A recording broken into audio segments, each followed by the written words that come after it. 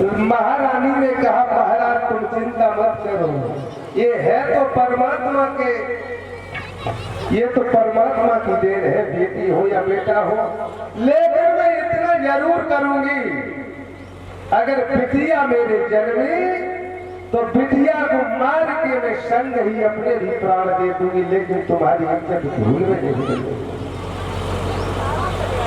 भाई बहनों, भगवान के यहाँ की बात, परमात्मा की देन। राजा पाशु के घर में बिटिया ही हुई, बड़ी सुंदर है, गुलाब जैसा रूप है इसका। लेकिन अब तो रानी परेशान, मेरे स्वामी को वादा किया है, अब बिटिया सुंदर रहे। बिटिया की ममता ने आज मैया को बिटिया को मारने नहीं दिया, न खुद मर सकी। उसने सोचा कि हम गर्भ छुपा लेंगे और चोरी चोरी से बिटिया को पालते रहेंगे, महाराज से कह देंगे कि मेरा गर्भ खंडित हो गया है।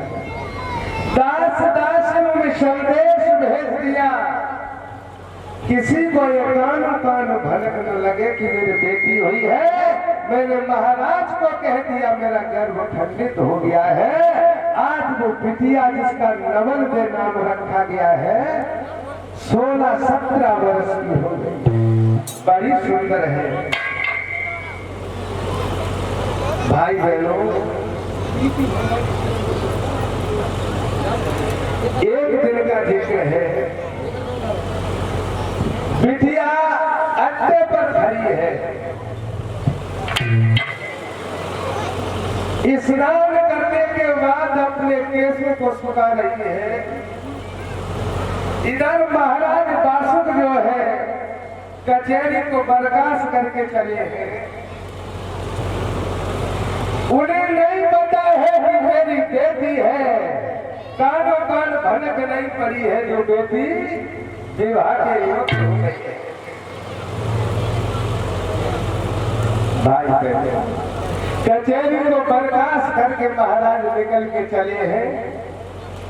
नहीं मालूम है कि ये मेरी बेटी है। जैसे ही महाराज बासुक ने ऊपर को नजर की है,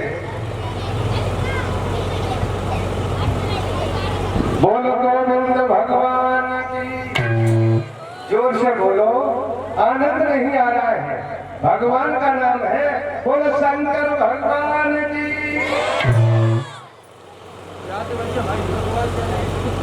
भाई ढोलक तो आवाज देगी,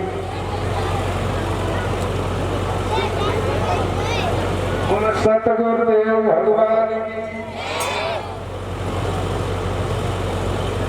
नहीं मालूम है उस बाप को कि मेरी एक बेटी भी है जो विवाह के योग्य हो गई है। कचहरी को बर्खास्त करके जब पिता महलों के लिए चला है, अब वो बिटिया केस सुखा रही।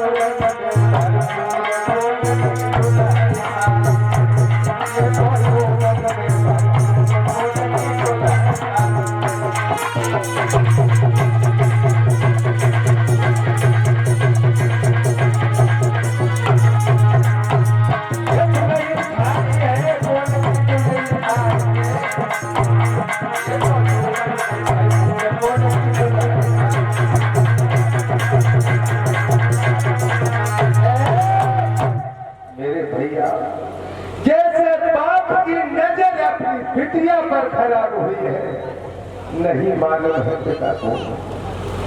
मेरे भैया वो तो अनजान में भूल हो गई पिता पर, अनजान में उसे बताया ही नहीं गया था कि मेरे घर में मेरी बेटी भी है।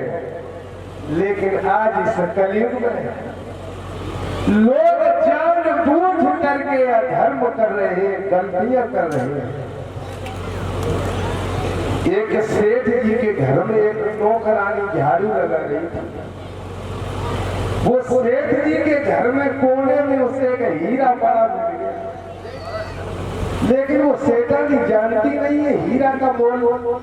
उसने समझा ये तो कांच है, कांच समझ करके उठा के उसने बाहर फेंक दिया दरवाजे। हीरा का मोल नहीं जानती, वो जानती नहीं हीरा कैसा होता है। उसने बाहर फेंक दिया, तब तक एक सुनार वहां से निकला। सुनार को जब चमकता हुआ रास्ते में दिखाई दिया तो सुनार ने भी उठा करके देखा, उसने भी पहचान नहीं पाया कहाँ होगा क्या हीरा, फेंक दिया। नौकरानी ने फेंक दिया, सुनार ने भी फेंक दिया। तब तक एक जोहरी निकला। जोहरी होता है जो हीरे की परख करता है। और जोहरी की नजर हीरा पर पड़ी और जोहरी ने हीरा उठा लिया। ये तो हीरा है, वो गली में पड़ा हुआ है। लेकिन उसने जब उठाया तो 4-5 लोग और खड़े थे, उन्होंने देख लिया, उन्होंने सोचा ये हमसे ले लेंगे, तो उसने भी फेंक दिया। तो कहां से भी फेंक दिया, जुआरी ने भी हीरा फेंक दिया। मेरे भाई बहनों, उस नौकरानी ने फेंका, हीरा टूटा नहीं। सुनार ने फेंका, हीरा टूटा नहीं। जब उस जुआरी ने फेंका, हीरा के तोड़ हीरा को हाथ पे रखा। जोहरी ने पूछा, रे हीरा, मुझे तो बात बता, तुझे नौकरानी ने फेंका, तू 2 टूट नहीं हुआ, और सुनार ने फेंक दिया, तू नहीं टूटा, और अब जोहरी ने हमने फेंका तो तू टूट गया। हीरा से आवाज आती है कि वो नौकरानी तो मेरी पहचान ही नहीं जानती थी, हम क्या है, बेजान में भूल हो गई। और सुनार भी नहीं पहचानता मुझे, लेकिन तुम तो पहचानते थे, तुमने जानबूझ करके मुझे फेंका। किसी संत की, महान पुरुष की, इंसानियत की, मानवता की, धर्म को जो जानबूझ कर तिलांजलि देता है, उसमें ठोकर मारता है तो धर्म टूट जाता है। धर्म को न तोड़ो। इस दुनिया में देखने में तो इंसान सभी लग रहे हैं, सभी इंसान नजर आ रहे हैं, कपड़े पहने हैं, 2-2 हाथ पहने हैं, सब देखने में इंसान लग रहे हैं। लेकिन आज बता रहा हूँ, इंसानों की 2 क्वालिटियां हैं संसार में। मैं नहीं कह रहा हूँ, मेरे बाबा तुलसीदास ने लिखा है उन्होंने।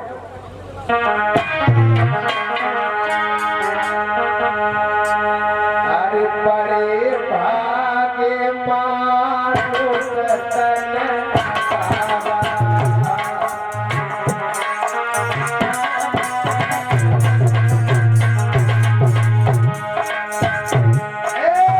बड़े भाग मानुष तन पावा,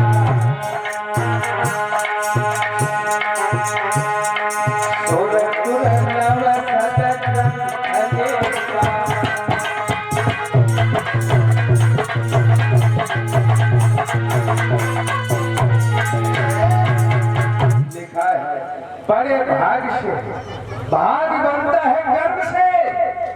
तुमने जब उत्तम कर्म किए तब तुम्हारा भाग्य बना और परीक्षा में पास हो गए। तुम परीक्षा में पास होकर के मनुष्य बने हो, जो इस दुनिया में अच्छा कर्म करके, मानवता पर चलकर धर्म के कर्म करके पास होकर के मनुष्य बने हैं। उनके अंदर नम्रता मिलेगी, भावना भगवान के प्रति मिलेगी, श्रद्धा भाव मिलेगा उनके अंदर, वो देवता स्वभाव के होंगे। और एक जगह क्या लिखा है जानते हो? अरे कबहू के प्यारे करुणा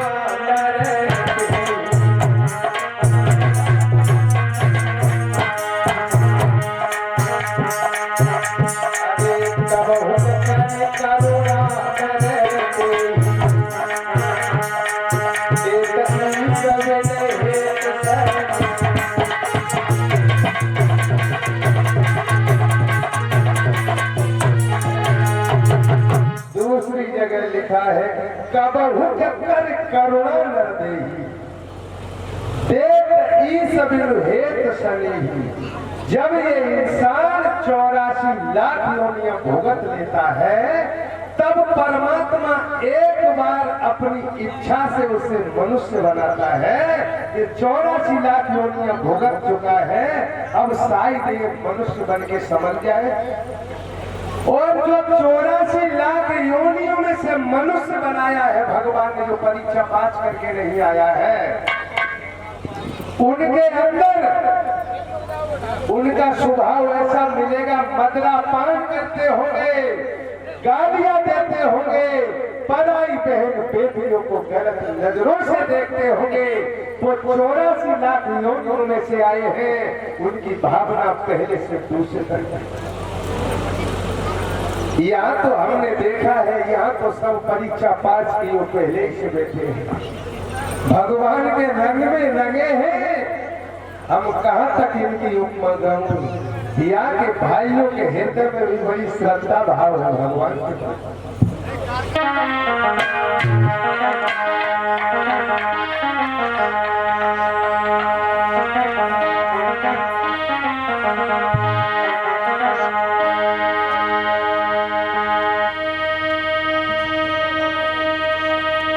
कि अंधों को दर्पण क्या देगा,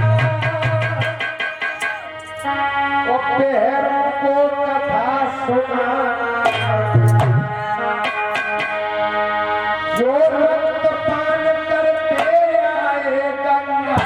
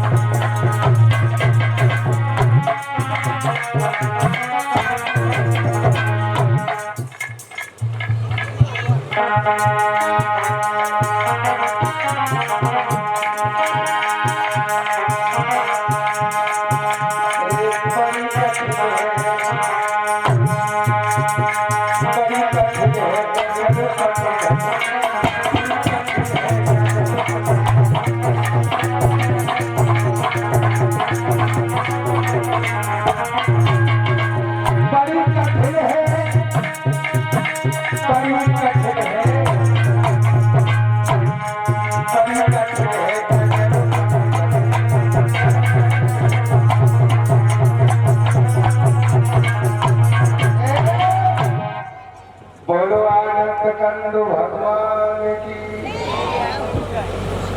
जैसे ही अपनी बिटिया पर भावना बाबुल की खराब हुई है भाई बहन,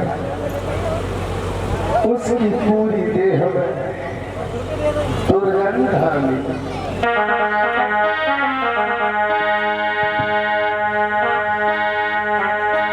जाके तन में फूटो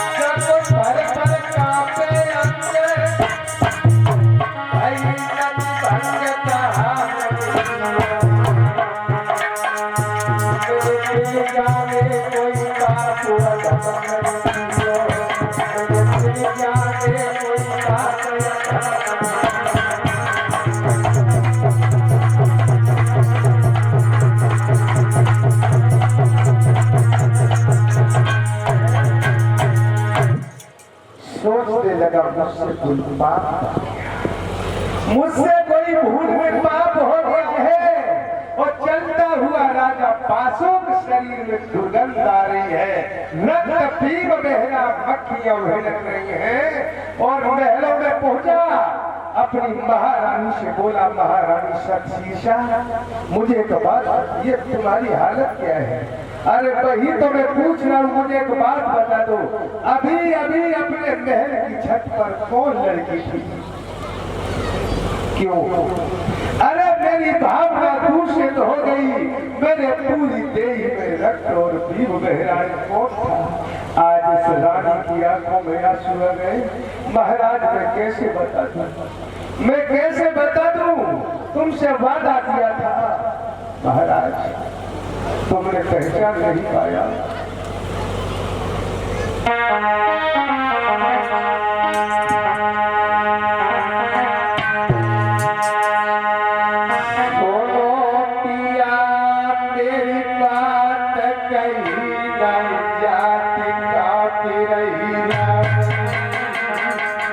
कैसे बता दूं, मैंने वादा किया था तुमसे और मैंने जन्म छुपा लिया, आज तक तुम्हें बताया नहीं।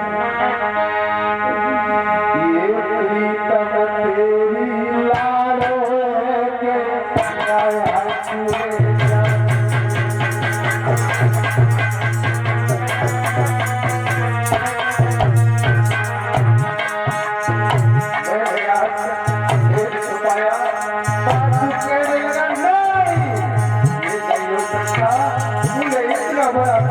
तुझे छुपा कर रखा, आज तक नहीं बताया। मेरी बेटी दुर्भाग्य योग्य हो गई और मेरी भावना पिटिया पर दूषित हुई, मेरा शरीर अधम हो गया।